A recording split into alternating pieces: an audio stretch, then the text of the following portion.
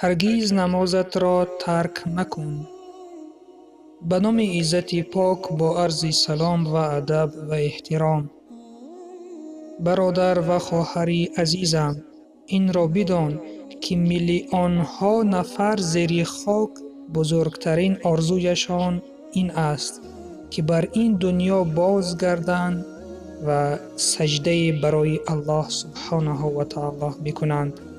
فقط یک سجده، چون آنها در حالت بینمازی وفات کردند و وقتی که از آنها یکمین سوال از نماز شد، آنها دانستند که همه چی را از دست داده اند. پس شنونده عزیز، از پایهایی که تو را به ادای نماز نمیبرند انتظار نداشته باش که تو را به بهشت میبرند. قبرها پر است از جوانانی که میگفتند پیر شویم نماز میخوانیم. قبرها پر از انسانهایی که میگفتند کمکار شویم نماز میخوانیم. قبرها پر از جوانانی که امید به فردا داشتند ولکن این دنیا را به نماز ترک کردند. و الان که تو در حیات هستی فرصت را غنیمت بدار، نمازهایت را در وقتش به جای آر.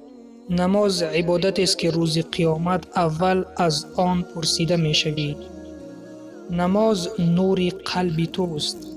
نماز آرامش جان توست. نماز ستون دین توست.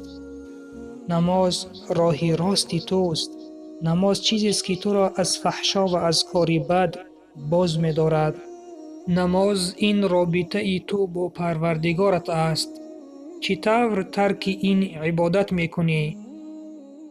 پس الان فرصت داری، این فرصت را غنیمت بدان و بازگرد به سوی الله و با نماز و با دعا به خداوند نزدیک بشو.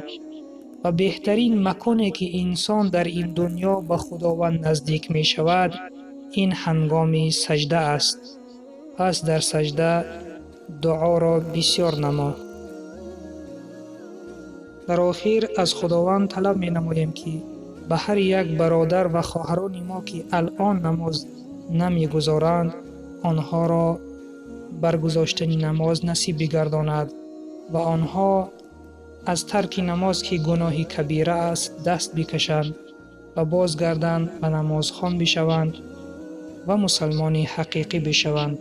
و سلام بر آن شخصانی که راه هدایت را پیش گرفتند.